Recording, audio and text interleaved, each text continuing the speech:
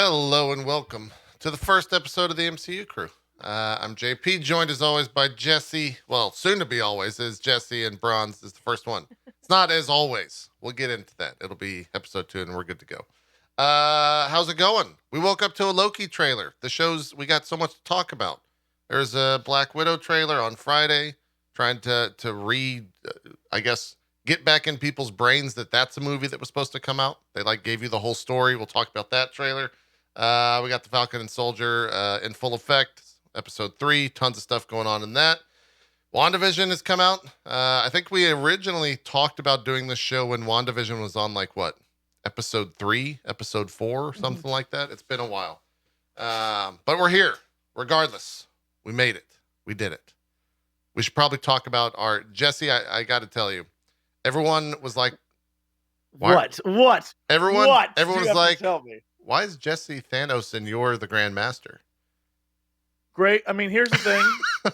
We're interchangeable. I guess fine. so. It's fine. Yeah. I would have been like, I'll take anyone. I'll be literally anybody. You strap my face on any character. Should have been Black Widow. I started to say, maybe we should do a gender-bent Black Widow in the future. And I would nail it. You would kill it, I believe. Yeah. These are our chosen characters, at least for now. And Bronze was adamant that she was Doctor Strange. It worked out. Mm-hmm. You didn't bring a caller to the show though. Where's the caller? I know. I need to have one. Yeah. I'm gonna have to up my cape game. It's true. Big time. It's true. Yeah, the cape game's got to be strong if you're rocking the Doctor Strange. That's how it goes. Yeah. Well, anyways, let's just jump right in. First show, it will be a little bit loose in terms of the structure for anyone watching. Like I said, we'll try to keep this to a tight hour every single week. But since there is so much going on right now, we might go a little bit over. Also, I'm not sure where I fall at the moment to putting in footage from trailers. Marvel can be a little bit crazy on the YouTubes when it comes to DMCA stuff, so we might mess around with that in the future, but for now there won't be any video presentations, as it were. But we'll see. I know that there are tricks, Jesse could probably tell me all about them, to showing trailers on the YouTubes where you do the horizontal flip and maybe a little bit off kilter or something like that. I don't know nothing, man. Don't come to me. Jesse doesn't know anything. We'll figure it out. Maybe. I thought you were our shady DMCA workaround man. It's true. I'm all those things, but I don't want to be associated with none of that. I don't know anything. Okay. All right. We'll figure it out. We'll see where we go. Mm-hmm. Let's talk about that Loki trailer. First and foremost, that dropped. I thought we were good until maybe Winter Soldier, Falcon and Winter Soldier was done, but that Loki trailer dropped. It looks pretty good. I thought, when everyone after, by the way, let's just say this. If you're not cut up on Winter Soldier, we're spoiling everything from the MCU. We got 23 movies to spoil. We got 2 shows now to spoil. Just, you're forewarned. This is a spoiler-filled podcast and will continue to be.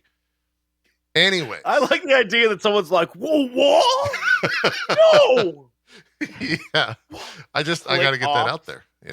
I thought, and Twitter was like the whole the Captain America fixing the time world when he went back in time at the end of Endgame. It was like, "Yo, give us a show with Captain America going back in time and fixing all the multiverse stuff." And then Marvel's like, all right, we'll do it with Loki instead, though. And that's essentially what that show looks like we're getting. Now, I think out of the 3 of us, Bronze, you're probably the most Marvel comic versed. The TVA and Loki, do what?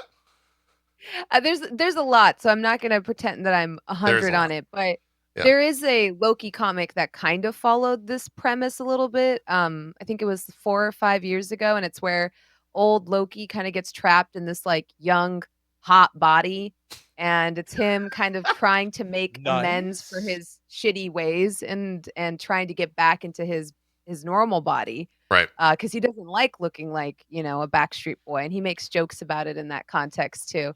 So this kind of reminded me of that in some ways as well.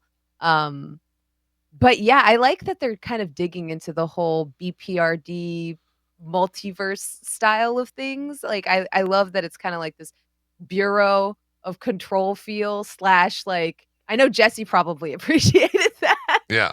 Oh yeah. The minute I was like, wow. The minute Owen showed up, I was like, I love that Owen Wilson's in the show. Incredible cat. Like, if I think of a bureaucratic like desk worker that could bring some charm to it, I think Owen Wilson nails that, right? Like, yeah. I don't know what they did to his hair, but I love what they did to his hair. I'm just gonna put that out there. Go rewatch that trailer and just look at the man's hair and be like, what happened? I don't know, but I love it. I love what's going on, Owen. Did I subconsciously just put the mop that Owen Wilson's always had? Is he not using the mop? It's like a white like foop thing. It's okay. Great. He's got a whole thing. It's like white blonde foop. It's wonderful. Love it. I don't know what's going on with it. Love it. Well, I need to go back and watch the whole thing. The whole thing has a visual style that, yeah, you're right. It has that like control feel where I don't know. I don't know what's about to happen in that show. People today are losing their mind about a certain other character showing up, which I think is BS, but whatever. I don't think that's her. If you're talking about the Soul Stone moment looking thing towards the end, no way would they throw that in there. Being Black Widow. I think that was there for the fans to freak out about. I don't think. I mean, who's to say that's even the Soul Stone, right? Like it only looks like that because there's water out in the distance and some nebula up in the sky, and that's it. Could be anything. I think that's I don't know. There's like a 50-50 chance that's going to be straight up just like he meets the lady version of himself. That's the thing. Right? The show can get real fucking weird. Yeah. It can get real That's weird. What I'm saying. That's what I'm most excited about. Like, everyone was like, oh, yeah, WandaVision's really weird. No, Loki's going to be weirder. They're going to go off. It's very exciting. Especially given some of the jokes they've made in Thor movies before. I think one of my favorite things they ever did was Hela being like fake and knocking over the Infinity Gauntlet when we know that the Infinity War movie is coming. They've done cheeky stuff like that constantly. Yeah. And Loki's a shapeshifter, so I think we can't discount that there's probably going to be a lot of chicanery and tricks of that nature, visual effects happening where you never really know what's real. I feel like it's going to be like The Walking Dead, where they're going to probably have tons of fake outs where you're like, is he dead? Does he have boobs now? Is he actually a cat? And then every single time it's gonna be like, nope, that's Loki. Like, because I just feel like this is that type of show. Who could it be but Loki? That's me. Yeah, that's you could have a little jingle with it. I'd love it. It'd be great. Even with like you were saying, Jesse, like casting Owen was a good idea because I agree, because it's one of those things where you're like, what idiot would hire Loki and think they could control him? Like what? And then they're like, Owen Wilson, yeah, and you're like, no, he would do it. That man would do it. It's not. He doesn't even work at the TVA. He's just Owen Wilson. It's just Owen. Like they hired me. It's crazy. I don't act anymore. Like get him, Owen. Wedding Crashers. It was great. You remember me at that? Yeah. Now I work at the TVA. I think what's interesting about that is they set up in the trailer the premise that Owen Wilson is just like, I can control him. I will try to control him. Totally. And I know he's going to betray me and backstab me, but we all know Loki's just going to do all that anyway. So, like, I love the idea that Owen thinks he knows how to control Loki. And by the way, he's still just Owen Wilson. That Owen Wilson thinks he gets it. But we all, like, I imagine the entire series is just us waiting for Loki to betray him in a way that is, like, one step ahead. I have no clue. It should be fun. Yeah. There's two things. The one where he quite literally says how many times Loki has backstabbed people, like physically backstabbed people. That was great. And then the fact that they had just a stack of papers with everything Loki's ever said, or at least that, I think they referred to him as the variant of Loki, right? Because he's only one Loki in a multi-dimension, right? So there's other variants. I like how they did that. It was kind of cool. It's got to be. Is it the multiverse? It's got to be, man. It's 100%. I feel like it's just timeline. They show the timeline with all the splinters because of him still. That's not the multiverse, is it? Is multiple timelines the multiverse? They're so afraid to commit to it. I think they are a little afraid. WandaVision. Are we allowed to spoil WandaVision? Oh, totally. Yeah, we can spoil everything. Yeah. That whole bit at the end with like, I thought that casting meant something when they were like, we're gonna cast, Wanda's brother, and it's gonna be from a film that existed. and we're gonna try to maybe see that this is an alternate version of her brother. And then they're like, nah. And I'm like, Marvel keeps like tiptoeing around it and then being like, we don't know how much we want to say is true and how much we want to say is not. Like, it's like they keep tiptoeing around it. Yeah. I wonder if they're just waiting for, the next Doctor Strange movie to really just be like, all right, this is happening. Like, we're doing this. Because I feel like they're going to inch even closer now with Loki, right? Because I don't know how you do the TVA and like not go into that. That's time, not multiverse. I'm telling you, they'll weasel out of Jesse it. Has they'll a weasel point, out of they it. show that line, and then they show it branching out at every decision made, and that's how Doctor Strange puts it too, right? Is he's like, every single time we fuck with the timeline, an alternate version of our time is created, but they haven't acknowledged like, no, there's like, like they haven't done the Into the Spider-Verse, where they're like, right now there is an anime girl version of Loki. Like they haven't acknowledged that fully. They've kept it very science, which is hilarious because after Wanda and Doctor Strange, it's like, are we even going to try to explain things scientifically at this point? Yeah. Well, you saw in there was a scene or a random image of Loki, I think, casting magic, right? Like he was doing some magic in that trailer. So they might even be expanding his like powers a little bit or delving into that now that he's got his own thing. But you're right. Like they've tiptoed around the idea of magic. I think WandaVision was the first real big after Doctor Strange, and they seem to be tiptoeing around the idea of a multiverse. I don't. Maybe it's a licensing thing. Maybe they're just like, look, we don't want to. This opens up everything. But like, why do in the last episode of Falcon Winter Soldier? They're like, we're gonna go to Madripoor and we're gonna go to the bar that Wolverine would frequent quite frequently. Right. You're like, yes, yeah. Okay, no, that was not lost on me. Yeah, it's like, so we're not gonna ever talk about like the X-Men, but we're gonna do all the things X-Men would do. That's a licensing thing. It felt like an unfair tease. I'm not gonna lie, because WandaVision and them starting to talk about stuff like, well, where did Wanda get her powers?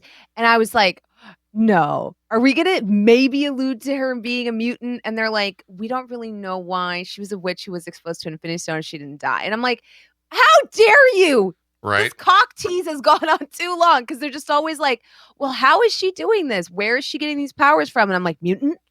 And they're like, no, not going to use the M word. Nope. Even though this is, a House of M inspired storyline, still not going to use the M word. So I'm like, how dare you? My dick can only get so erect sometimes, and you always tease me. They always blue ball me. It's like going to a strip club. And Madripoor's design was so friggin' beautiful. It was great. And it's cool. such an iconic location to like so many X-Men comics. And I was like waiting for the Easter egg, and I'm like, is there gonna be like an allusion to an X-Men thing? And I was like, it's never gonna happen. Yeah, we're getting a little ahead of ourselves, but 100%. There were clearly plenty, and they keep doing it. And I think what they did in WandaVision, like, I get what that show was. Like, I understand it was about her and the whole, like, her dealing with the aftermath of everything that happened. And I get it. But if you're going to break out the X-Man, don't just be like, yeah, no, that's the dude who lives down the street. Don't worry about it. How dare you? How dare you do that? Somewhere, the only other person more blue ball than you is Eric Voss making those videos. Because that dude, every third video is like, here's my 45 things that I found in this last episode of an MCU show. And I'm going to go through all of them. And this is why I think that Fly was actually this character. And you're like... yeah. So, that's, that's my take on YouTube. Anyway, hi. There you go. Yeah. Welcome back. I found that I think a lot of nods like that, though, Jesse, are just that, like nods. They're and just if you nods. read too far into them, like it's almost like Marvel being like, "Hey, this is for you guys that know what this is," But they almost never delve into it deeper. And so, like when they mentioned Wolverine's bar, Jesse, you were saying you were excited. I was like, I'm waiting for when they get into a scuffle, because it's going to happen. They're in Madripoor, that maybe this person, like maybe the person that goes after them might be a mutant. Maybe they're going to have some kind of powers, But I've learned, like, no, sometimes an Easter egg is just that, something for you to chuckle at and keep moving. And that was also the case, I think, with WandaVision, where so many of us are like, what could this mean? Nothing. That's just MCU being like, eh. I agree with you that they like kind of they do tease this stuff on purpose. But if you were to go back with me stepping out of the theater after Iron Man 1 and say, hey, in 12 years, Madripoor and the Time Variance Authority are going to be in a full-on show, and they're going to be a main focus of what's happening in the Marvel world. No, no way, no fucking way. Right? Like, I think of it, that stuff might be nods, but eventually that's going to come. All that stuff is going to come out, right? Like, X-Men are definitely coming back. They're setting all that stuff up. Madripoor's a thing. The TVA is a thing. Yeah. That's going to be something that's in phase 4 and going to be ever present, I would think. And even beyond that, right? Like they do a really good job of always making, always like pushing a little bit more of the MCU in terms of its boundaries, but not overstepping its boundaries and like alienating Bob on the side of the street who's like, yo, I like that X-Men movie. That was good. Hugh Jackman's great.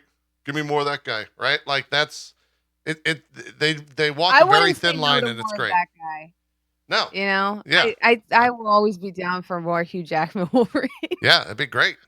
He nailed the role without a doubt. But there is an interesting thing they're doing between the movies and the TV shows. Yeah, and I'm very curious to see how it moves forward, because you're right. In the very start of the MCU, going back to like Iron Man stuff, the chances they were willing to take were a lot smaller than they are now. Yeah. And the things they're willing to do storytelling wise are a lot more to the comics. And so we ended up with things like, well, the Mandarin was actually an actor. Right. Or, Zemo was like a guy who was just pissed. And now they're like, no, there actually is a Mandarin, and Zemo has his mask, and he is a Baron. Yeah. Like, they're like, you know what? Let's just go back and like tweak this shit to make it so it's what the fans actually wanted the entire time. And I'm like, okay. Yeah. So I like that they're trying to do that and fix those things that people were, I remember watching Avengers and being like, I mean, it's an interesting take on Zemo, but like, is it Zemo? And now I'm like, oh yeah, no, this is that dude. Yeah. It's actually Zemo. Yeah. You mentioned Iron Man. They did that a little bit, even with the tease of like, not Rhodey, but Rhodey walking by the War Machine thing and said like, maybe next time or something like that. And then in the next movie he got replaced.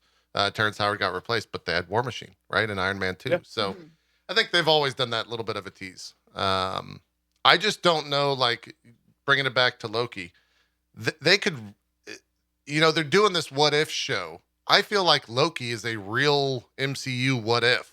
Because they could just go off into random splinters of time or multiverse, whichever aspect they go, and the universe could be ending, and he saves the universe or some shit. I mean, like, there's really, I don't know what they do in that show. I don't know what the big bad is apart from him trying to quote fix the timeline. I feel like that's a goal that cannot end, right? Like, there's more than one season of Loki. Ultimately, is I guess what I'm getting at. There's no way that ends at any point in time. And also, I don't know, like, does that mean that Loki comes back into the fold, right? Like, does he just show up in a future MCU thing? He's like, hey, I didn't die because I didn't die. Maybe that other version of Loki died, but I'm still alive, and he's hanging out with Thor again, right? Like, I don't know how that's going to work.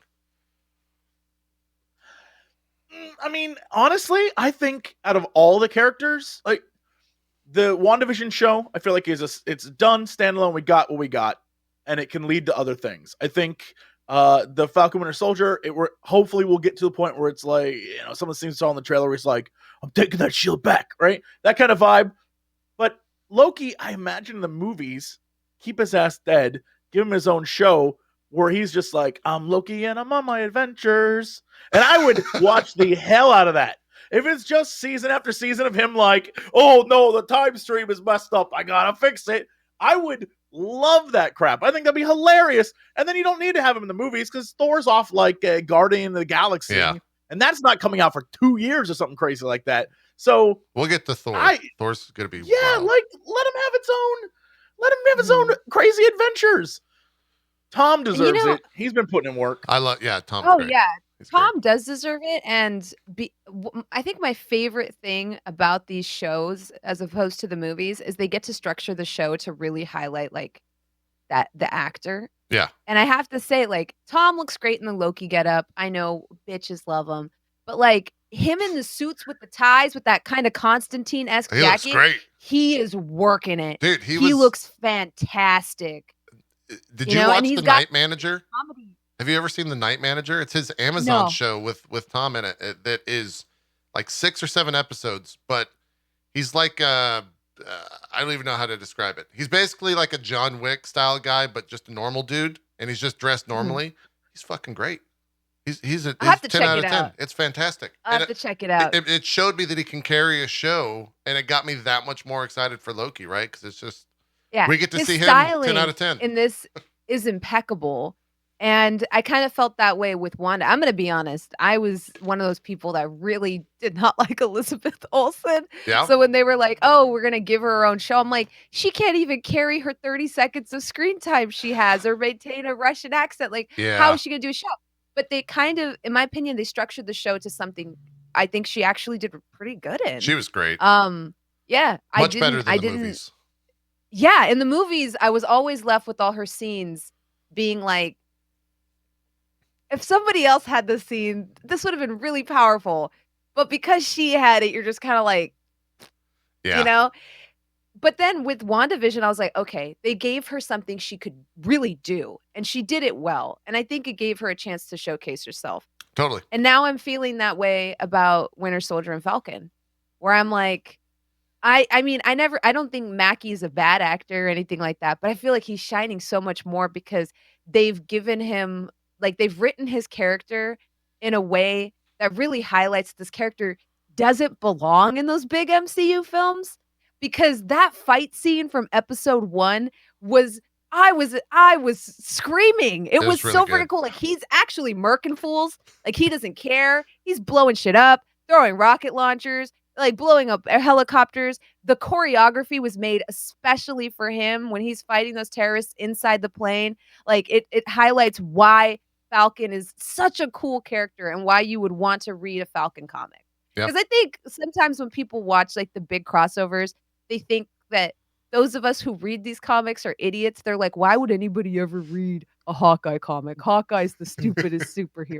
I'm like, but they finally showed, like, no, these characters are actually really cool if you don't put them in a world-ending event. Yeah. And the last time we had that was, Daredevil. That was the last, because if you put Daredevil like in a big MCU film, you'd be like, okay, what are you doing? What are you doing here, Daredevil? Get the fuck out of here. I mean, they made fun of him in The Boys. Yeah. Oh, yeah. Right? They literally have a scene where they make fun of Daredevil in The Boys to highlight, like, and I love that character. One of my favorite characters. But he really shines in his own series. In his own series, like, him being very much mortal is what gives it stakes. Right. It's what gives it weights. Because when he gets punched in a hallway, you see him take that punch and fall over and get back up, and you see him get tired. And I've been feeling that with these shows where I'm like, oh yeah, Falcon, I think I'm going to sound like a dickhead right now, but I don't think most of us are going to the Avengers movie and being like, really excited for that Falcon scene. Can't wait to see the Falcon and Hawkeye cameo. Yeah. Because I'm not. I think most of us are looking for like the big heavy hitters. If you ever want to see what the fans think of any character, just go watch the clip. I'm sure a million people have watched a million times when everyone shows up at the end of Endgame, and just watch the crowd reactions. And every single one has the exact, doesn't matter where it is in the world, has the exact same reaction to every single character that shows up. And you're like, I know what people like, I know what people hate. And what's crazy is based on when it is in the timeline of the MCU, some characters people love, and then they're like, I'm over that character. Yeah. And like it's crazy. Yeah, I'm very curious what that means for future, like, everyone's back movies. Yeah, and how that the shows are definitely going to change a lot. I think both in the actual like canon of the MCU, but also the structure. Which, yeah, I'm curious to see what that does as well. So, multiverse is what that does. We need maybe make it weird. Maybe I want make it weird. I think it's already anime. getting weird, man. I think we're already Jesse wants Beta Ray Bill, right? We had the reference in Ragnarok. We've had the reference. Just give Jesse Beta Ray Bill. Do it, cowards. I want Frog Thor. Give me some Frog Thor. That's what I want. I want Frog Thor. Like I'll be that's my pipe dream of the MCU. Anyways, that's the Loki trailer. I mean, we're getting Kate Bishop and Jane Foster Thor, which is really cool. Yeah, that is true. That is true. Which is, I think halfway there. I think we're halfway to Frog Thor at that point. But we'll see. We got some rumors coming up, at least for the Thor movie. But before we do that, Black Widow trailer dropped on Friday. I mentioned at the start of the show. I feel like this entire trailer was like, hey, remember that movie we tried to release a year ago? Maybe even one to come out before Endgame? Remember all these themes that existed in those Avengers movies and that Black Widow person? Well, she's remember the song back. from the Avengers? Remember this Avengers song? It's in this trailer too. It's in this trailer, but like remixed because this is not your normal Black Widow. This is the cool Black Widow or something. The trailer was so weird. I thought I loved it. I thought it was great, but it was really like they were reintroducing who the fuck Black Widow is because everyone is like forgot about her when she died. I don't know, like what. It was a weird trailer. But I loved it. It was a weird trailer, though. I don't know what you guys think about it. It's a strange film in that it's a character who no longer exists in the timeline. Yes.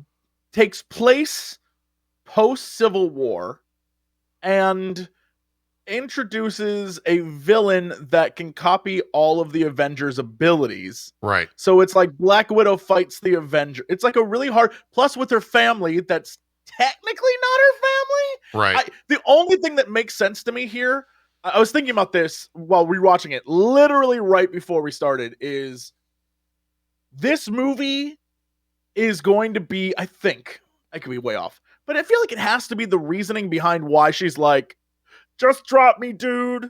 Right? I feel like at some point, either Florence or David Harbour or someone's going to be like, just drop me, Black Widow. Right? There's going to be like a moment, and that's going to like full circle into Endgame. Right? Like there has to be, there's going to be that moment. You're like, oh, that's why she was like, just kill my ass. I'm telling you, it's going to happen. Maybe. There's going to be a moment. Yeah. Where's her sister? That's all I'm saying. That kind of vibe. I'm just... It's weird that it's like a prequel sequel. It is to a character who's dead. It's like a very strange concept. I feel like it might be one of their hardest. Like it's funny that we just discussed Loki and the idea of like the time variance authority coming in there, and we're discussing WandaVision, and like those aren't hard sells. But everything you just said, Jesse, makes me think that this movie's like the hardest sell Marvel will have to do. Right, like a dead character. In between the Avengers and Winter Soldier, I hope people are super excited about it. I think it's going to be great. I think it's going to set up the next, like the future of the Black Widow. I think that, Florence, I can never say, is it just Florence Pugh, something like that? Pugh, I think is her last name. I don't know how to say it. I don't know how to say it either. Yeah. I think they're going to set her up to be like the new Black Widow. And that's what this movie ultimately will do, right? Yeah. That's cool. She's a great actor. Like, that's fine. It just seems like it's like such a crazy... for her to just show up in a future movie like, I'm the new Black Widow, is crazy to me. I don't know how this is going to work. I don't know why it's going to work. This feels like a movie they should have released 6 years ago, totally. But whatever. Yeah. Whatever. Yeah. I mean, I know people say like, well, the MCU does a really good job of planning things like years and years and years ahead. And I'm like, well, they plan it like for the next 2 to 4 years, but not the next like 5 to 8, because nobody has that kind of foresight, right? And I think we're running into that now where it's like, okay, your actors are getting older. a lot of them don't want to do this anymore. Some of them want to do other movies because they're not these young kids that this is all they have, right? Yeah. Like Robert Downey Jr. had a successful career, prior to Iron Man. Iron Man really helped reignite it, but he was in Sherlock Holmes, he was Chaplin, he had tons of roles under his belt, right? And he's said multiple times, like, sometimes he gets tired of just being Iron Man. But up until now, haven't put in enough work writing in characters that they could naturally transition to that aren't just going to be like a culture shock, right? Right. So we haven't seen any character that naturally could hold the mantle of Black Widow, of Iron Man. We have one kind of Captain America, but they didn't do a very good job developing Falcon in the movies. Agreed. And now they're having to go back and pick up that work, which is fine. But I don't think we could sit here and say Marvel knew from the outset that they were going to do a mini series with Falcon and Winter Soldier. Yeah, Disney Plus didn't exist, right? So yeah. I think that's I think they're doing a good job of it. But I also agree with you, JP, in that this has to be a nightmare to write because you know where this begins, you know where this ends, and you're working within those confines.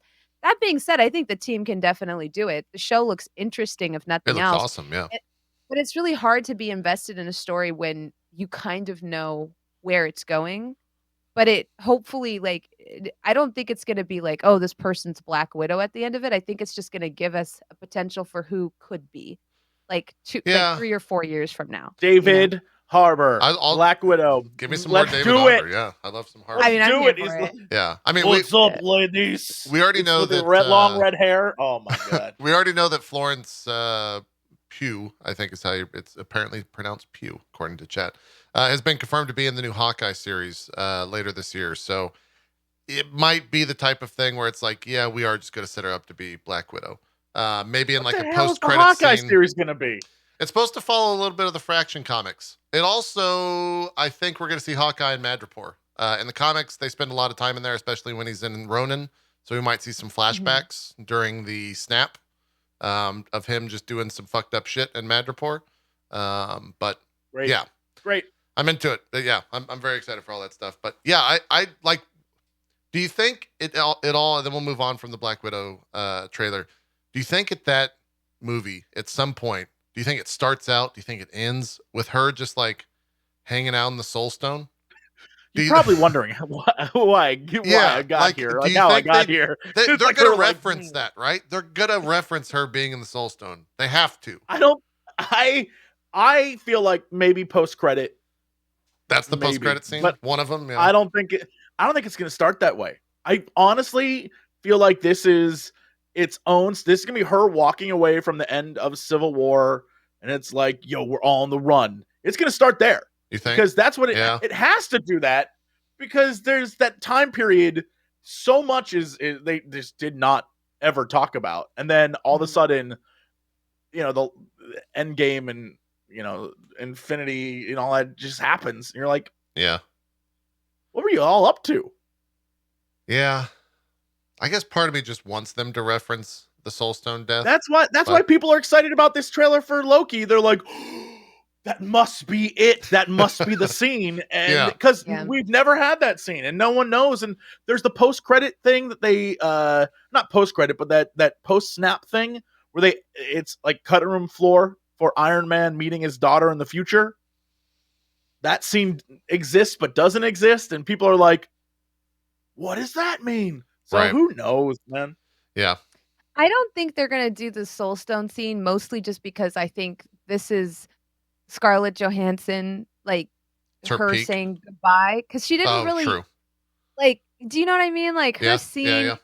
I'm not going to say it wasn't impactful, but a lot of people were angry with how Black Widow's exit from the series was. She didn't get the tear-felt farewell that like Captain America or that Tony Stark got. Like she didn't have this like moment where she really got to like take control of her own story. Like I get that she, specifically fought Clint for the right, like dueled him for the right to like make the sacrifice.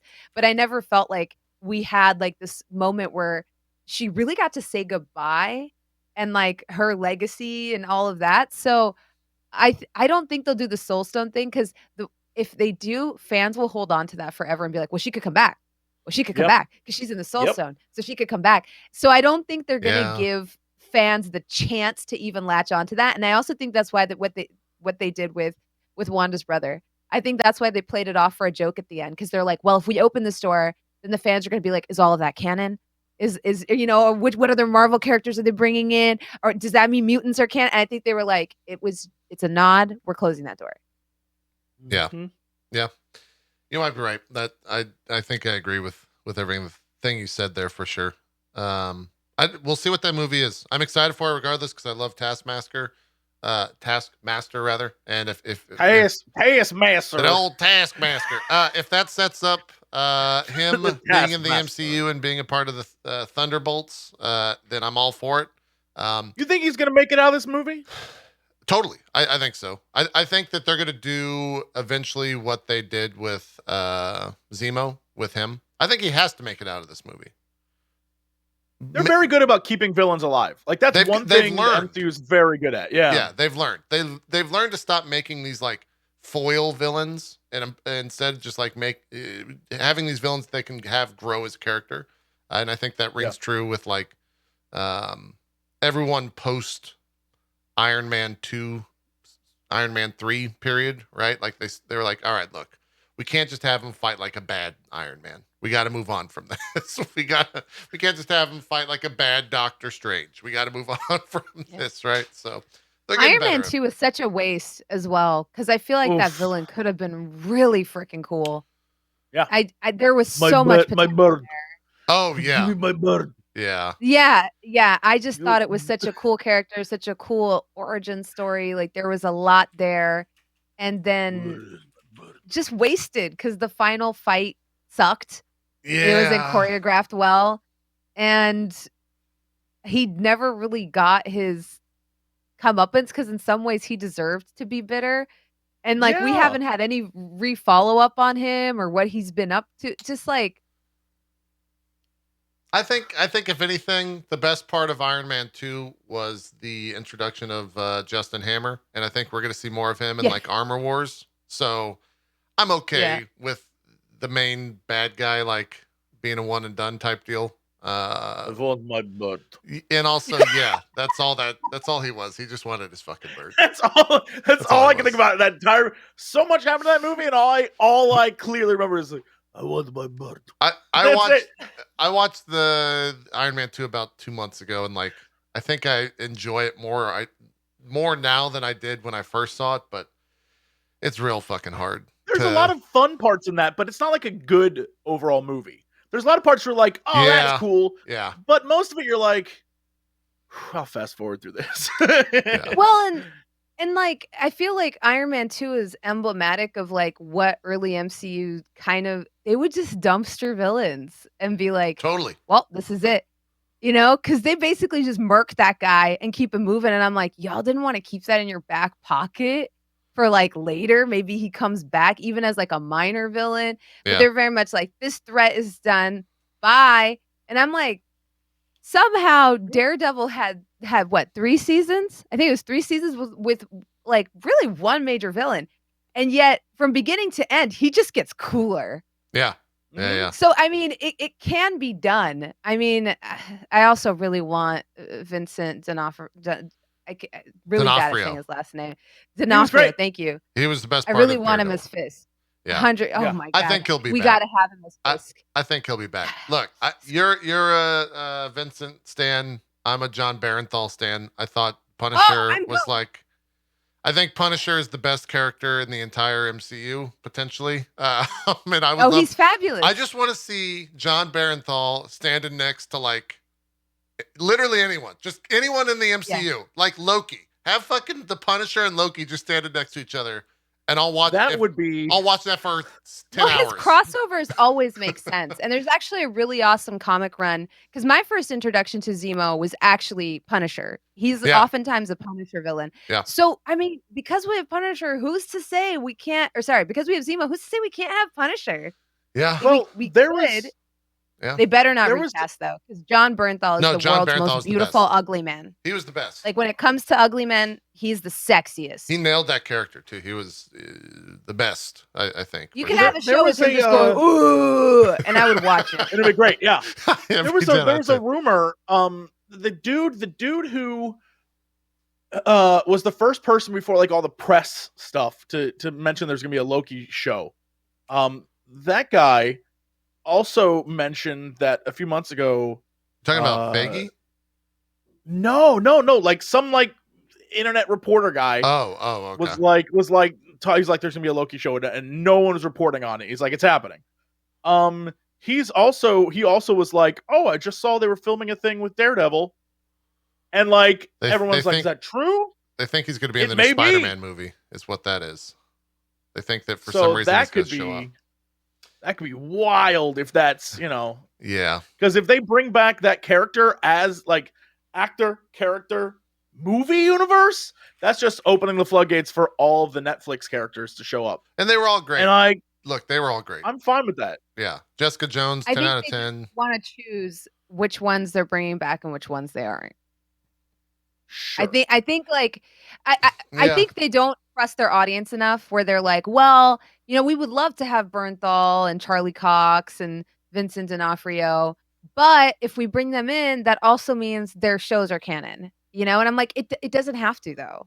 Like we're smart. We will, if you don't want all of that to be canon.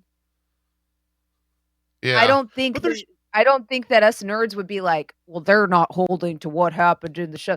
Because it does remove a lot of writers' artistic license in some ways. Because if they bring in what already happened in the Netflix series, that removes some options for them in terms of where the characters are in their storyline. True. Yeah. That is a weird thing to write for sure. But it's so street level. It is. That's what I was going to say in the grand scheme of things. Yeah. If anything, it fucks with Spider-Man, and that's it. Yeah, you can bring in Daredevil and have Daredevil established, and no one's going to question, like, well, where did this character come from? Like, 99% of the people going to that film get it immediately. Give me some Daredevil Spider-Man, Give me some Daredevil Spider-Man. I'll watch the fuck out of Charlie Cox's Spider-Man. They announced She-Hulk. Yeah. And that also has so much overlap with Daredevil. We have to have that character in the MCU at some point. It has to happen. Everyone thinks that was the rumors, I think, is that Charlie Cox is going to be Spider-Man's lawyer in the next movie and also be Daredevil at some point. But there's so many rumors around the Spider-Man movie with the other Spider-Mans showing up and being filmed in that, and Spider-Men, the other Spider-Men. It's true. Spider-Persons, yeah. We don't know who's showing up. Anime Spider-Man, Spider-Man, yeah. Anime Spider-Man, Spider-Men's. I like that, Dark. Yeah. So we'll see. I don't know. We'll see what's going on. The Marvel marketing machine's in full effect for sure with these two trailers. I just want to know where the hell that Shang-Chi trailer is. Right. That movie's coming out in September, and we haven't seen shit about it. That was supposed to be at the Super Bowl. Everyone was like, "Oh, we're going to get Super Bowl trailer." September? September 3rd. That can't be. September 3rd. That's the release date. They backed it up. No, it has to be put. No, it has to be pushed. There's no way. They just backed it up like literally 3 weeks ago, I think. Let's see. No way. Aren't they going to promote it at all? That's March 28th. Shang-Chi gets a September 3rd release date of 2021. Of 2021. No way. There must not be They must still be in post-production, because Marvel will put out they'll purposefully edit 16 minutes of footage to make a 2-minute trailer. I have a feeling nothing's done post-production wise then. There's no way. I think it drops. I think we get a trailer this week. I think this week. I think because Marvel is so out in full force. Either that or we get it at the launch of Black Widow. Because Black Widow's their first return to theaters, right? Although it's going to be on Disney Plus. I bet you we get it around the launch of Black Widow, which will be July 9th. July 9th. Yeah. So that lines up. But that's an interesting trailer, right? Like that's another thing where it's just like, well, where do they go with this? Do they reintroduce the Mandarin, and this time it's like the actual Mandarin? I hope so. I hope that's exactly what they're like. Yes. Yeah. That'd be awesome. I mean, it's in the fucking title of the thing. It's Shang-Chi and the Legend of the Ten Rings, right? Like that's there. Mm-hmm. So it has. I mean, and now we can actually see the actual character, right? Versus, oh man, I did not like Iron Man 3. Did anybody? I don't think so. I didn't think it was that bad. I thought it was fine. I wish that they kept Pepper like super powered instead of just giving her a suit in Endgame. But yeah, Iron Man 3 was. Okay. I did think about that during Endgame. Like, wait, don't she have like fire powers? Yeah, they like fixed her. Like turn red. Yeah. Whatever. Yeah. Right. I think they wanted her to go back to like they wanted to make that nod to Rescue. Yeah. Sure. Which is like, the character that the short-lived character. I'm pretty sure it was short-lived. Yeah. From the comic books, I think they wanted to make that nod of her potential, like, and also sow the seed of like maybe her potentially carrying on, like that legacy or imparting some of that onto their kid. Like maybe, sure. I think there was maybe some stuff there, but Iron Man 3 wasn't. I mean, it definitely wasn't. I can't go out there and say like Iron Man 3 was amazing, but again, having rewatched it, I agree with what Jesse said about Iron Man 2, and I think it applies to Iron Man 3 as well, where like there are great moments in Iron Man 3, but it is not a great movie. It is very obvious that it is part of that like early MCU comic book movie thing where we're still trying to find out what comic book movies are. Yeah. And if you look at the phase 1 movies, most of them are so few great scenes and then kind of like, boy, they've gotten so much better. Like looking back at the quality, they're so much better than when they started. And that's because I feel like people realize just let them tell the story and not be like, I have a note. Why doesn't this character actually do this? Like, no, just let them do their thing. And yeah, you can tell the difference. I think Guardians opened a lot of doors for them too. In that I think prior to that, they were like, things have to be serious. They have to be rooted in reality somewhat. Like we have to have explanations for things.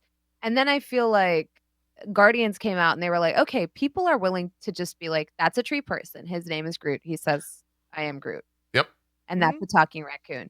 And I think like it was a very good testing ground because like the reality is they don't explain very much and they throw a lot at you. And yet people understood it and they liked it. And the movie was very successful. They didn't have to explain too much. People just. Oh, and then, that makes sense. It's a tree. To, like, control the narrative, right? Because like with like that Star-Lord's character in the comics, like, he's Spartax, his dad's a king, it's Jason. They once again were able to just be like, okay, none of that. What about this living planet? And people were like, yeah. Yeah. I like this. And I think after that, they kind of stopped underestimating their audience too much. Because I don't think people have even really asked, like, what race is Drax? What planet does he come from? They're just like, he's Drax, he destroys shit. Yep. And I've noticed they've been going more that route, like, with stuff now, where it's like, with WandaVision, they're like, there's witches. Yeah. They've been there the whole time. Well, I mean, they even did that, like, and we can move on to the Falcon and Winter Soldier. They did that most recently in episode 3, where they get Zemo out of jail and they're walking to his plane and they're like, so what, you just had $1 billion, blah, blah. He's like, yeah, I'm a baron. And then they just move forward. Now he just has a shit ton of money and like he's the funding of the entire group. And it's great. And Bronze is right. Yeah, Bronze is right. The vast majority of the audience won't care. They'll be like, okay. And the rest of us will be like, oh, it's about damn time. Yeah, dude. Right? I was freaking out. Aaron was sitting in bed watching it with me. I was just like, oh my fucking God, they're fucking doing it. Like he's rich. Yeah. He's back. He looks at that car and you see that mask and I was like, they're doing this. Yeah. He pulls out a gold gun. I'm like, they're doing this. this is happening. Yeah, it's great. It's great. I'm interested in seeing, like, I'm pretty sure most of the audience, because I haven't seen like people's reaction to episode 3 yet. So I am interested in seeing in chat, like, was that weird for you? Or like for those of you that don't know who Baron Zemo is, were you able to just take that face value? Like, okay, Dude. Old boy is like friggin' crazy rich. Yeah, why not? That's probably why he's so smart and has so much spare time on his hands. From reading from reading stretch, Twitter, right? The hashtags after the episode, no one gave a fuck that he's like a baron and he's rich. Everyone just lived for him dancing for 3 seconds and doing this. Like that. And that's all they needed. That's all they needed was that scene with Daniel Brühl just going. Yeah. And it was great. I love that they're like just taking those risks now, being like, let's just say this is how it is. And the audience will trust us. They won't be like, well, if he was rich all along, right? Why in the last? No, I mean, it's like, yeah, it's fine. I think it makes sense, and if you think back to Captain America: Winter Soldier, like he had to have funding for what he did, right? Like you can't just like do what he did without money. So I guess it makes sense in the grand scheme of things. So maybe people won't question it, but yeah, I think for now, obviously well connected. Totally. I mean, he gets his hands on the notebook that has the Winter Soldier control codes, which, as we've seen in the black market, is worth quite a bit. Like that's like a golden key card into any place. So you can offer up this mercenary, this like killing machine as a gift to anybody who needs it. And he has it. Yeah. Can I ask so a there's question? like, he's clearly resourceful. Totally. What's your question, Jesse? Sharon Carter shows up. Sharon Carter? Yes, Sharon Carter. She's back. She actually fought. I feel like they did her so much better. It was awesome than the other shows. Yeah. Go ahead. So I guess this last episode was done by the dude who did John Wick. Totally. So you can immediately tell visually, stylistically, fight-wise, all of it was great. Madripoor was just John Wick. That's all that was. Yeah. Oh, yeah. Question. All right. All right. Sharon Carter is the granddaughter? Yes. Mm-hmm. Who's the grandfather? Someone help me with the timelines here. Who's the grandfather? If my dude went back in time and hooked up with the agent Carter. She's the Oh wait, niece. no, chat's right. He's the niece. She's the niece, yeah. All right, thank God. I was like, the niece. Hold on, was this man about to get it on with his daughter? I was like, oh no. The entire time I was watching the episode like, what the hell is happening? No, she's the niece. All right, never mind. We're good. All right. I was so worried. I was like, this is some accidental Demolition Man stuff. I was like, oh no. Oh no. I honestly forgot about her a little bit. So I was like, Sharon Carter. I was surprised when she showed up. And I also like that they gave a nod to that where they're like, oh yeah, what happened to her after she basically betrayed everything to help them out? And it's like, oh, there was no follow-up. I think it's incredible so far. We saw this with WandaVision, and we're seeing it again with Winter Soldier in so many different ways. I feel like the entire Phase 4 so far is just like Phase 4 : grief. Like shit is bad. Everyone had a real bad time with the blip. The world's just in disarray. People have therapy rates have gone up. Everyone's just in therapy talking about how bad shit is. And like, they're even explaining like, it is crazy to me to think that Sharon Carter, we're seeing the effects of her saving everyone in the Winter Soldier, living in Madripoor, potentially being the power broker, and like living her life as the future. And like, that just blows my mind that we're getting that fleshed out. It's a red herring. It might falling be. For it. Why the fuck was that car there though with the driver though? That's what I wonder. Everyone's falling for it. She's CIA. I'm telling you, she's all like, oh, she's she's like the power broker. I'm telling you. Everyone on Twitter was like, oh, power broker. I was like, you fools. You big idiots. Is what I would have said if I wanted to fight people on Twitter. I'll say it here, though. You big dummies. No way. I think she'd be fine as power broker, but yeah. I think that's fine, yeah. Here's my thing. I think she's not, but I think she might become it because True. The only thing that could come out of that was running through my head during that episode is like, why does Sam keep promising shit that he doesn't know if he can deliver on? Yes. This was like a recurring theme. And she says like 3 times, like, you can give me a part. And he's like, I can do it. I'm like, Sam, can you? Because you said that to your sister, right? Like he's like, oh, I'll get you that loan. And then he can't fucking do it. So I'm like, what if they deal with the power broker? This power vacuum is created. He can't get her the fucking pardon. And then she's like, fuck it. And she just heel turns.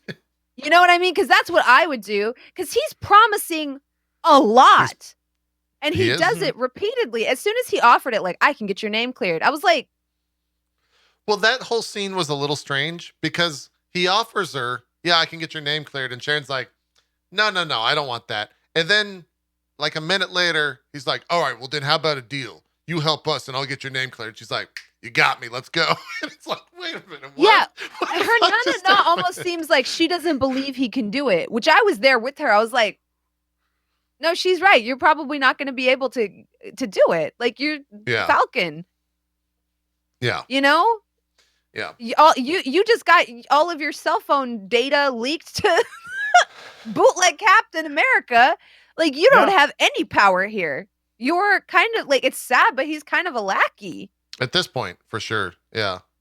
So I'm just like, I don't know. That entire scene, I was getting anxiety. I was like, he can't deliver on this. Like, he doesn't know for sure. He's not, we're not talking about. She doesn't need him to deliver because she's already good. Yeah. She's a good guy, but like a rogue good guy. It's fine. Don't worry about it. You think she's like an embedded agent? She could be. She's probably working with Fury or something, or she's a Skrull or some BS. She could be a Skrull. Watch for that. She could be a at the end, she's like, yeah, just watch. Maybe she died. Maybe that's why she wasn't there at the fucking portal scene. Maybe she's dead. I don't know. Oh my god, that would be the darkest, best thing ever. This is a little bit aside, but like that fucking WandaVision post scene with the Skrulls showing up. Now it's just going to be the end. Anything weird is just, oh, well, that's a Skrull. That's Skrull. I think that's where we're heading. We're already there. We're already there. Yeah. Like, that's going to be the next couple of years. Oh, yeah, that's Skrull. Yeah. There's no way. That's Skrull. Yeah. But I still think she's power broker. But we'll see. I don't know. How about the U.S. agent Walker? What do you? I think they did a really good job. When's the turn? I think they did a great job of picking a character picking an actor that the literal second that you see his face at the end of episode 1, you're like, I fucking hate that guy. Like, I can't. He's a very hateable face. He's a piece of fucking. Look at his goddamn smug. He's not Captain America. Like Erin said those same things when we were watching, and she's like, "Who the fuck is that?" And I go, I'm not gonna tell you. Well, I fucking hate him. Like that's not Captain America. Yeah. Right? Like it's hard not to be like, who is this? It's like that, you know when they say like, oh, your parents are like, oh, we have McDonald's at home. That's like that we have Captain America at home. And they're like dude, you know? In episode 3, it was the best part. The best part of the episode for me is when Walker goes up and says, like, do you know who I am? And the guy's like, yeah, I don't fucking care though, because like, and then he spits in his face. That was like, which we've never seen anything like that happen. It was incredible. America. Yeah, it was right. I'm waiting for the turn. Where he's getting close, the guy. Man. He's getting close. Yeah, it's gonna happen. It's gonna be great. I can't wait for that moment, and I also can't wait for there's got to be a moment where they're like, "That's not Captain America," and Zemo's gonna be like, "I don't see a difference." I can't wait for that shit. That's gonna be so good. Yeah, that's gonna be so good. I can't wait. Yeah. I don't know. It's definitely interesting because on some level you just don't like him. I don't think anybody does.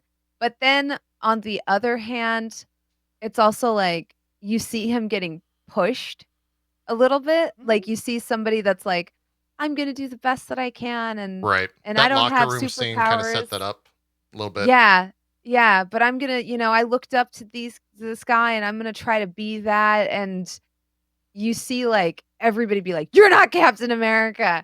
And at some point, he's going to be like, what the hell do I got to do to be Captain America? Yeah. And then they had that like zoom in on the vial shaking and him like being so invested in this super serum thing, even though his partner's like, bro, let it go. And I'm like, he's trying to get some. Totally. Yeah. So he could be like, I am Captain America, like, and I think I like that's where my brain went, as I was like, he's way too invested in this like thing that they didn't even know was a big deal. Right. And now that he knows, he's like, they broke Zemo out, he's like, we gotta get in on this. I think he's trying to snipe a little bit of that goodish for himself so he can be the real Captain America. Yeah. And I think that's going to make him go on some type of power trip because he keeps getting like literally spit on, pushed down by Bucky and by Sam, who are normally really nice guys. And that first scene where he's like, hey, we had your back there, right? I actually felt a little bad for him when they're like, shut up, you're not our real dad. Yeah. And I was like, wait, he did help you. And he's like kind of trying to be your friend. And maybe he's not using all the right words, but he's just like, hey, you guys give me legitimacy. We can work together on this. And they're like, no, take that shield off. Yeah. You're a great value Captain America. And I think at some point he's gonna snap. Yeah. He's gonna lose his shit. Gonna get into his head. He's gonna turn into Homelander at some point. Yeah. Yeah. That's exactly what's gonna end up happening. I hope they don't do one of those things where they're like, and now we've killed him. I think no, I don't think they're gonna kill him. I think having this as a character in the sort of like TV version of the cinematic universe, it can just reappear as like, I'm the wacky, like US agent guy, like running around shooting people, and like we have to use him, like I like that whole Zemo vibe, like bring him back. I would love if he shows up in the movies and somehow Walker and Groot share a scene, and Groot looks at him and he's just like, what the fuck? You're not Captain America or something.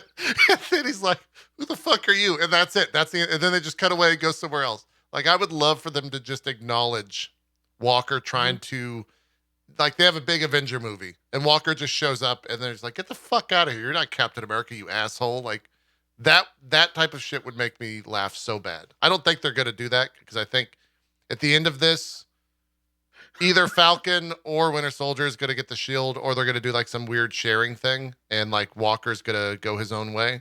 But I do think this show ends with Walker getting a serum.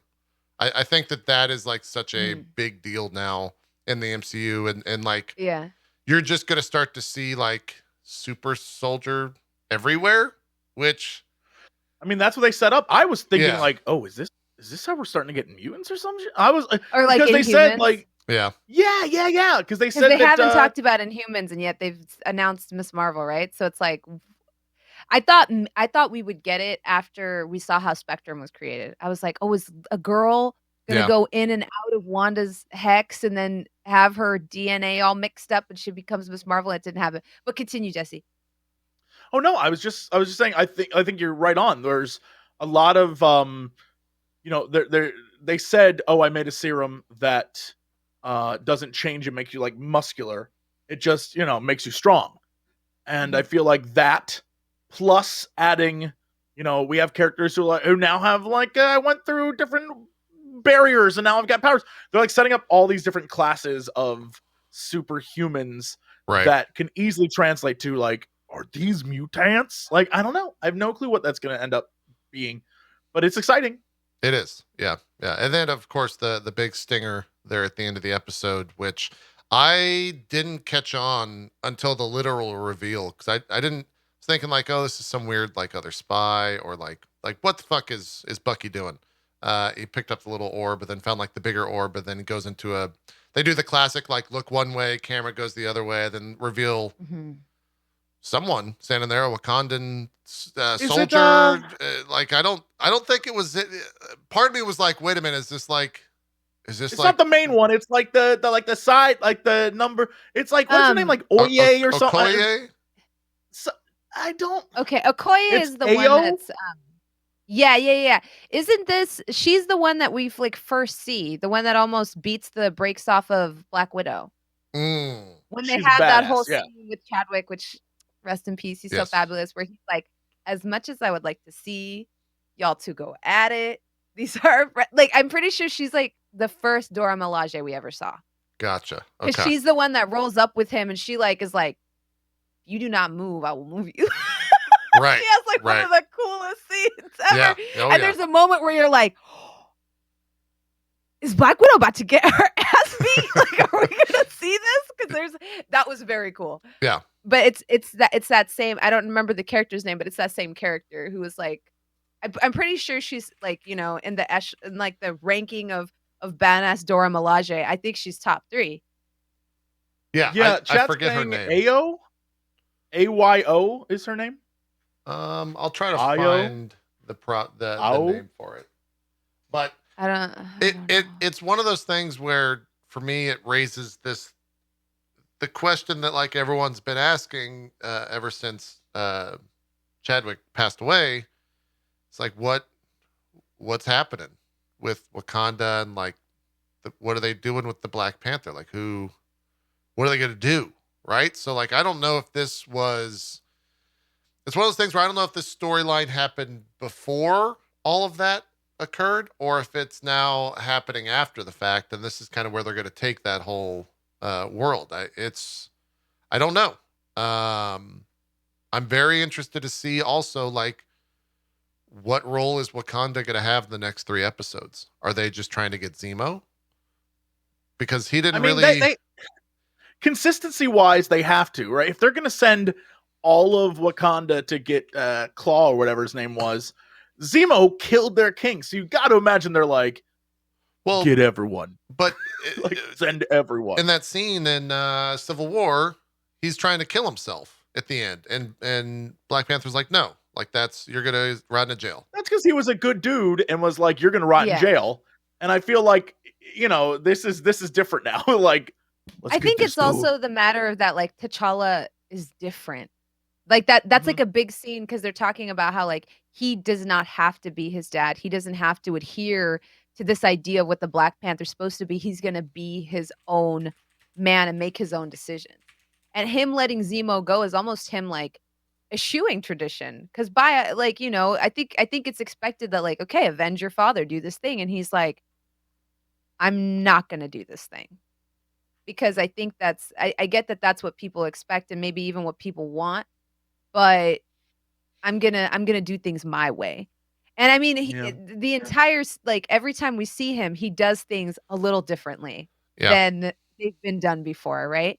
But I think my favorite part about that reveal is we know where Bucky's loyalties lie for sure.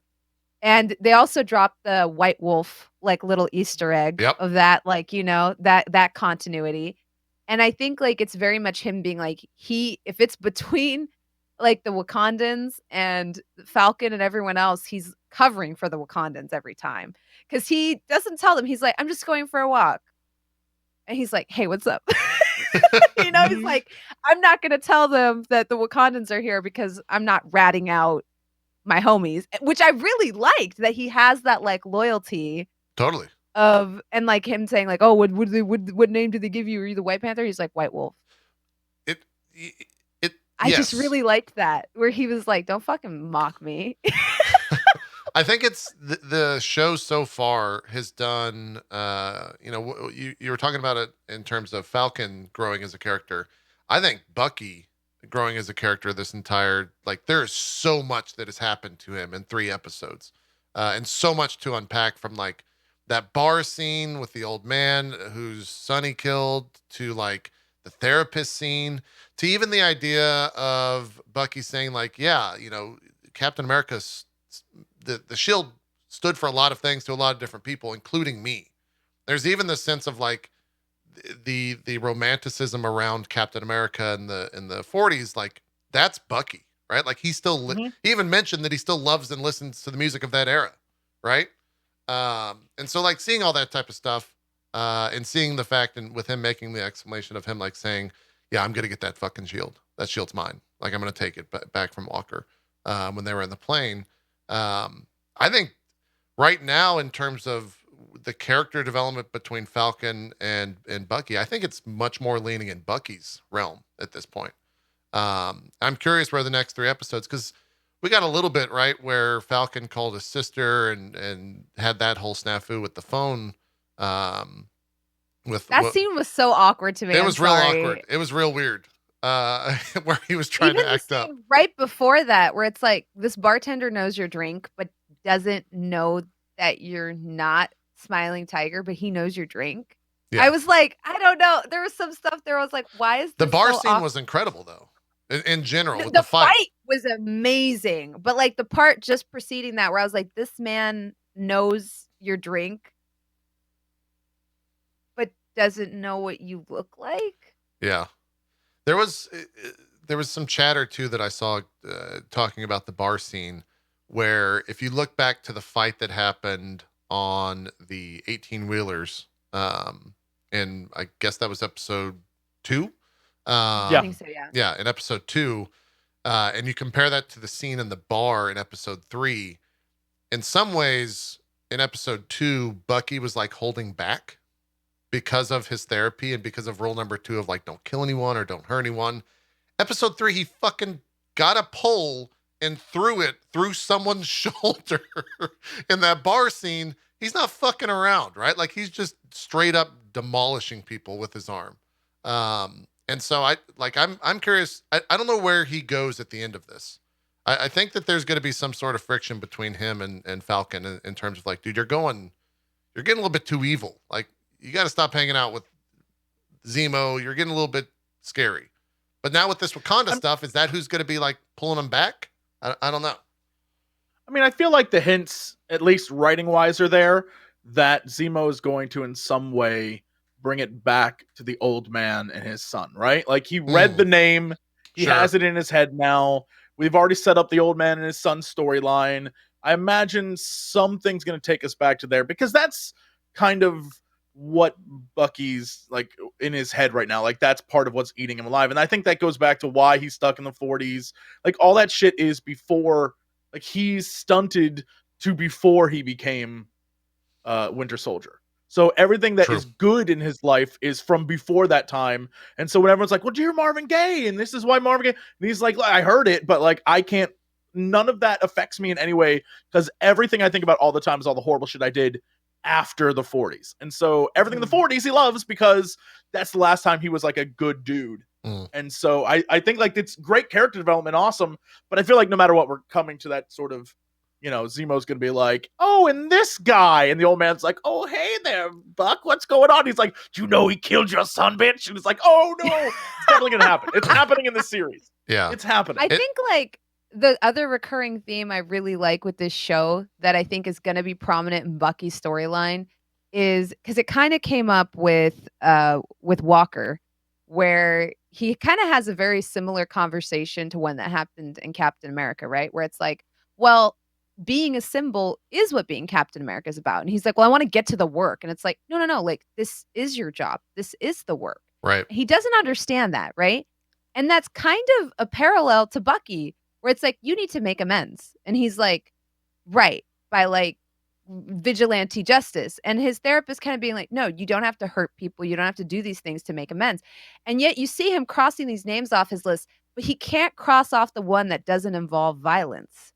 And in some ways, like he doesn't understand that, like they're almost going towards this whole idea of like, do you have to punch bad guys in the mouth to be a hero? What does being a hero mean? What does being a good person mean? What does being a symbol mean?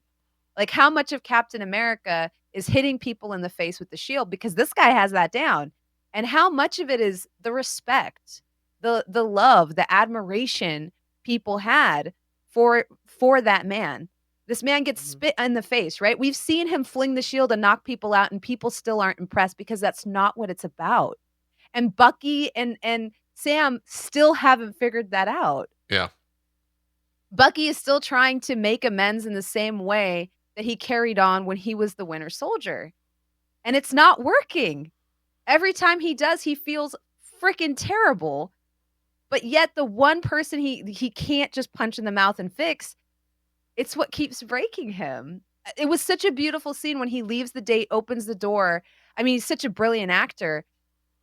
And he can't navigate that. Like he sees the photo in the background and this is a problem he can't just do his Winter Soldier thing on. Right. And I love that they're bringing that into this, where they bring in therapy, they bring in counseling, they bring in, because I think we've all had that moment where it's like, what the Avengers need is a therapist. But especially phase 4, man, it's all grief, right? Like therapy around like, yeah. Yeah, it's like somebody needs to get Wanda a therapist. Y'all need therapy. And then in this one, they're like, yeah, no, we're going to give it to him and navigate like in a very real, grounded in reality way how hard that is. I've been to relationship counseling. I've been to therapy. And being like a former debate captain alongside, like that was one thing Jeff and I used to bond over all the time is sometimes that can get you into really gnarly fights with your therapist. Right. Yeah, sure. Because they'll use these logic on you and then you use it back on them. And you see her like, pull out the notebook. And it's like, I related to that so much because I was like, he's hurting right now and he's scared. And so he's using her own logic against her. And every time she writes something down, he's like, well, that's passive aggressive. And I was like, that the way he's talking is so similar to like what my reaction was. It was a really good scene for sure. They nailed that interaction. And I still don't know the actress's name of the therapist, but she was 10 out of 10. I hope we see more of her. I hope she becomes like the therapist for the Avengers or something, right? Like she's great. She knew exactly the dialogue between the two was exactly how you would talk to the Winter Soldier in therapy, right? It was a very good scene for sure. And I also loved that when they both go, like you were saying, how Bucky's kind of had more growth than Falcon. Right. When they're both in a room with her, notice how seriously like Bucky takes it, and how for Sam it's still kind of a fucking joke. Yeah. It was his first day in therapy, right? That's yeah. Exactly I was what it like, was. whoa, he really opened up.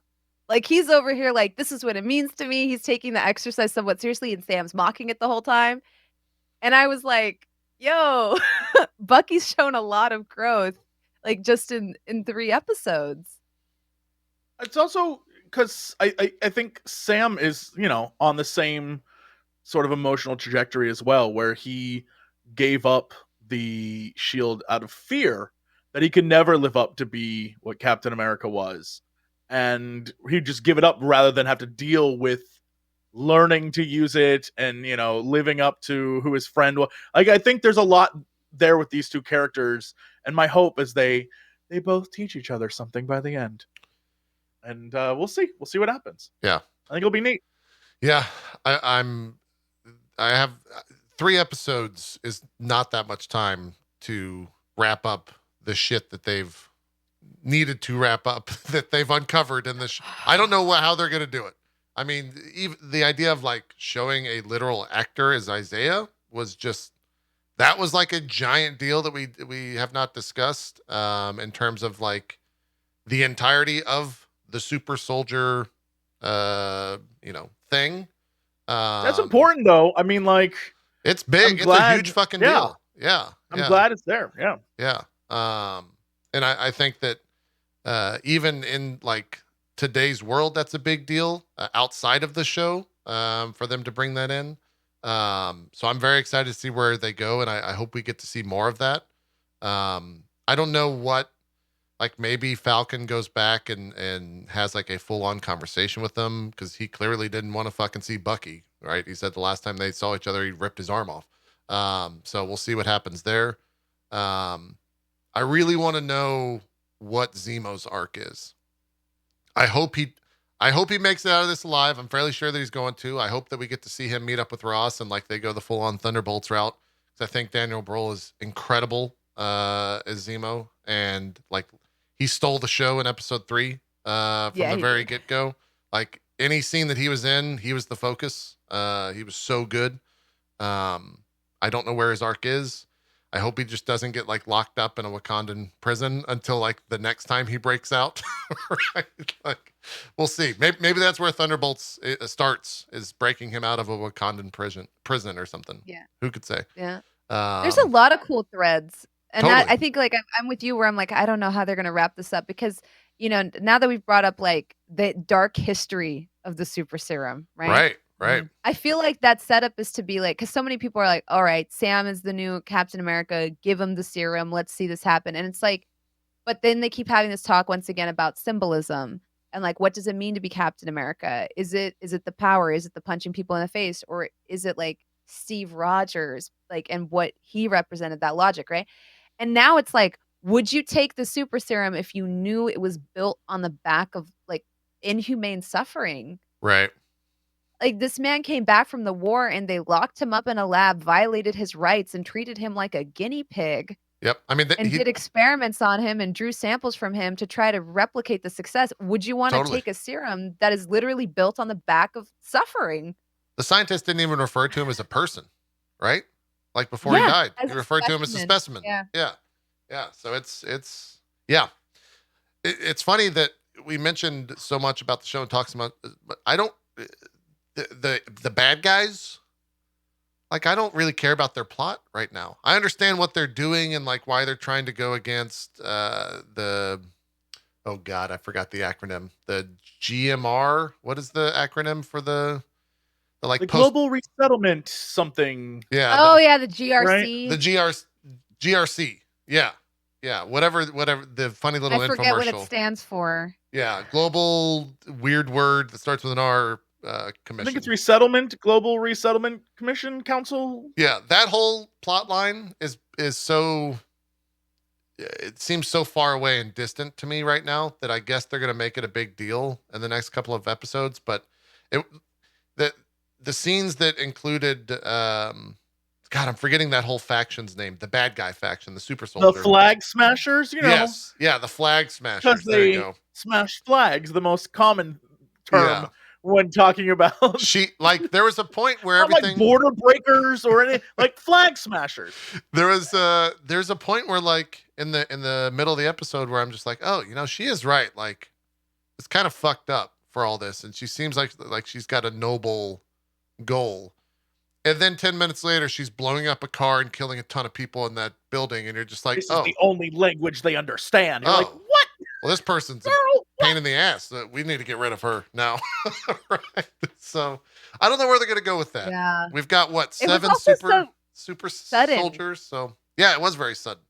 It would be interesting if the serum that was I know this isn't what's going to happen, but you know how, I mean, they even mentioned the doctor from the original Captain America, but like the idea of when he has that speech and he's like, it makes evil men like worse, right? I wonder if they could always go the route of like, yo, this serum that we got, like, it's not that, like, it messes people up. Like, they become bad people over time. Right. And I think that would be an interesting path. And then, I don't know. And so you could say, oh, well, this is why she's slowly becoming more and more aggro as the show goes on. But hell, if I know that's true or not. Yeah. Because it hasn't been perfected. He made a mistake in the calculation, and he's dead now, so you can't fix it. You can't. Yeah. And now you have a bunch of like crazy superheroes, or super soldiers out there. I think it could be interesting. I don't know. Mabulon makes a great point in my chat and says, "I love that between the Flag Smashers, Evil Cap, and Zemo, there's no villain that is just pure evil." And I like the fact that they're like riding that line throughout this show. There's no Thanos, right? It's just different shades of gray throughout the whole thing. And that's even true in like the Winter Soldier, right? Like he's battling with that internally. The only one that seems to be kind of that true hero archetype is Sam. And I think even Sam now is being pulled into the gray because of Zemo and because of Winter Soldier, which is really cool.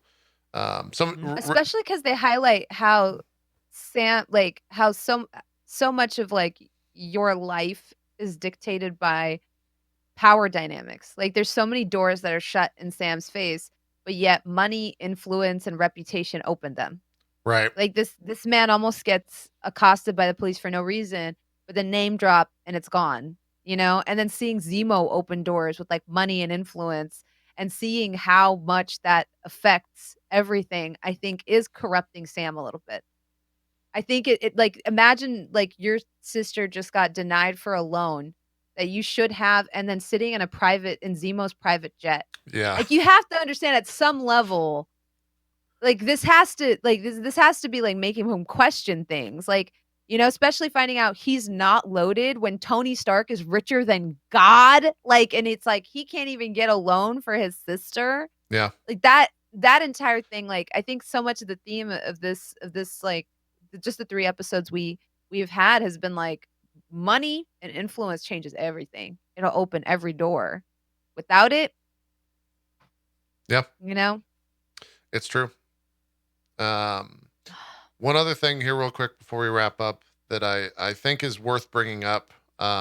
So originally this show, before COVID occurred, the like overarching doom and gloom that the Flag Smashers were attempting was a global pandemic.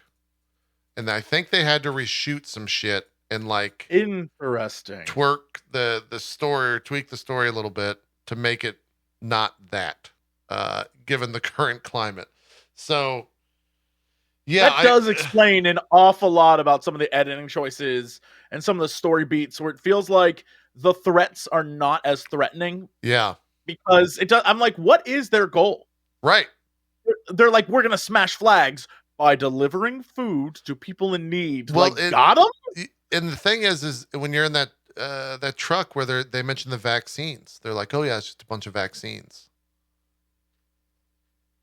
Yeah, I think like they probably should have kept it in because well, there's the other part of that too, right? You were talking about how Thanos is like pure evil. Yeah, I think it's kind of hilarious because they show like the people on Twitter, they're like, Thanos did nothing wrong, because there are people that are like, my life was better. Totally. Like, because imagine like scarcity's gone, you don't have to worry about jobs, you don't have to worry about like everything's cheaper, housing's cheaper because half the people are gone.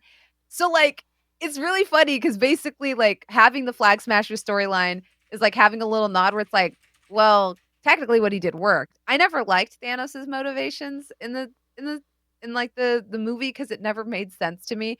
Whereas in the comic books, having him just be in love with death and trying to impress her made more sense for someone to snap away half the universe than like come up with this ultimate solution, you know? But it was interesting that they showed that perspective of people that are like, yeah, no, people coming back didn't really freaking help me. And this vaccine rollout has been super slow. And because there's all this bureaucracy involved and people need it, they need it now. And having all this population isn't a free. So it's almost like, does Thanos have a cult now? Is he popular? Is there a Thanos cult? Thanos Stan? You know, where they have posters of him, Daddy Thanos, come save us, you know, take us to the moon. Yeah. Because like they liked what he did. And at some point that's going to come up because if they like it, you have to imagine how many other people were like, Thanos did nothing wrong. I love him. He's fabulous. Because of him, you know, I was able to build this amazing business. Because for every person that's excited to get their loved ones back, there's somebody else that's like, I made a lot of money when half the world died, you know? Yeah, I love that they're both in WandaVision and in this, that like the blip is such a major focus for like plot movement. I love that they didn't just move past it. The fact that it's such a big deal. You can't. And that it's such a present deal is awesome. I love the fact that so many questions when it did happen. Right. Like I can't. It feels like there should be a Romeo and Juliet storyline where someone like their loved one blips and they're like, I can't go on. They kill themselves. Their loved one comes back and is like, what the fuck? What? Yeah. Yeah. Like I couldn't, I was like, there has to be tons of that. The world was in depression, like a massive state of depression. And then people come back and they're like, we're back at school, hugs, I love you. And I'm like, I have so many questions. That was really weird in Spider-Man for sure. But that scene in Wakanda was incredible. Sorry to cut you off. The scene or not in Wakanda, in WandaVision, right? In episode 4 or 5 of like them returning. I love watching that synced up with Thanos landing. All I'm saying is, I think about this way too much, and here's another example. Let's say the three of us are on a plane, and I vanish. 5 years later, I come back. I'm not on a plane anymore. Where the hell am I? Right. Are you just falling through space? They haven't answered that. Through air? Like, how many people came back and immediately were killed? Like, I can't imagine. That must have been the craziest thing ever. So I'm glad they did stuff there. It's something that's so tough to move past. And I don't know, like, I always feel like, especially like after the pandemic and seeing people have like these takes on Reddit and stuff where they're like, oh, well, if all the boomers die, you know, housing will be cheaper. There was some really like dark takes on that. So it's really interesting to see like that portrayed on camera and being like, this is what you sound like, you know, and you're like, honestly, half the population being gone, it was great for me. Houses were cheap. Then these people came back and I don't have a house anymore because that's another thing that they talk about here, right? Displaced people. Like you're in a house and that you got up for cheap. Now the original owner blips back. The legality of that is like, okay, so whose house is it? You paid for it. Totally. He paid for it. Like, of course there would be displaced people. I love that they like actually answered that question, because it's like, okay, I got a job. Now the person who originally had the job comes back. Yeah. Do I keep my job? And they tackled this with Spectrum, with Rambo. They're like actually answering those questions of like, well, do you keep your job? Do you not keep your job? Is the program you were part of still there? Has your job been phased out? And they're like, oh yeah, actually bringing all these people back with a snap was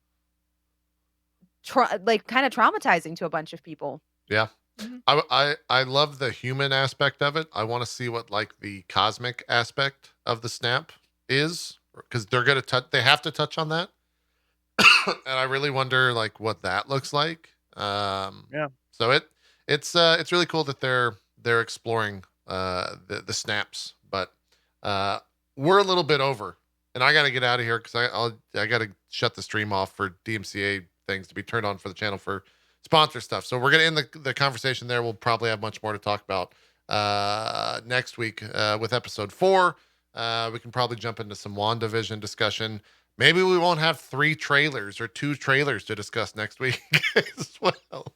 We got lucky with the timing of that for this show, but we might have a Shang-Chi trailer. We'll see. Hopefully. It's not happening. It's Jesse's going with no. I'm going to go yes. I think we will. I think maybe at the I'm going to go with no. You don't think, if not now, then when? You think Black Widow debut? Yes. It will come with Black Widow. Yes. Yeah. Oh, okay. That's potentially the most eyes, right? Is when that happens. So cool. Let's do some shout outs and wrap up our first show. Bronze, thanks for agreeing to do this. We're glad to have you on here. Do some shout outs. Where can people check you out? Yeah, of course. Already love this. I could probably sit here and talk for 3 hours about this stuff. I'm ThatBronzeGirl. You can catch me on my channel at ThatBronzeGirl. I stream 6 days a week, and on my Twitter, I run a D&D game on Tuesday nights if you want to check it out. So, yeah. There you go. Jesse, do some shout outs. Oh, I just took a big gulp of water. Hey, hi. Boy, everything you need to know about me is on the screen. But I also stream on here whenever the hell I stream on here. I do fun shows on YouTube. We just did an educational show that we're working on. It's a monthly show about like big concepts in video games. So if you want to check that out, I would love for you to learn a thing or two. But yeah, excited to do this and sit with these goobers and talk about Marvel. It's gonna be fun. It will. Thank you both for doing this. Had a great first show. Excited for more. We won't be limited on time for next week. I got to do a sponsored stream here on the front page where I get to watch Star Trek stuff for the next 2 hours. It's the easiest gig ever. It's going to be great. But I have to take the stream offline so that I don't get DMCA'd for restreaming some stuff. So we will go offline and then be right back after that. And then 2 hours after that, we'll be doing a sponsor stream of Outriders. And then 2 hours after that, we'll be doing the finale of Mr. Robot Season 2. With We Watch Things, which I'm very excited about. Oh my god, I've seen it. God. I've seen Mr. Robot. I know how great the next 3 I love episodes Mr. are. Robot. Oh, I know you're a big fan. However, Jericho and Gassy Mexican have not. So every episode is just watching them, their minds just explode, and it's great. And that'll be at 6 p.m. Eastern later today. So we'll have VODs up on my YouTube channel. There will be a podcast format of this. Just look for MCU Crew on iTunes and Spotify and wherever else you get your podcast from. You can also follow our Twitter, twitter.com/MCU Crew. If there are any Marvel leaks or rumors or anything like that, feel free to tweet it at that account, and we'll definitely bring those up in futures. We didn't even get to talk about Russell Crowe and Thor: Love and Thunder. What the fuck is he going to be doing there? Hey, Ray Bill, come on! I'm hoping future. I'm hoping future Thor. I'm hoping future Thor. Anyways, we'll talk about that next week. It'll be a big talking point for sure. That's it. Thank you so much for watching the MCU Crew. We'll see you next week. We're out of here. Have a good one. Bye-bye.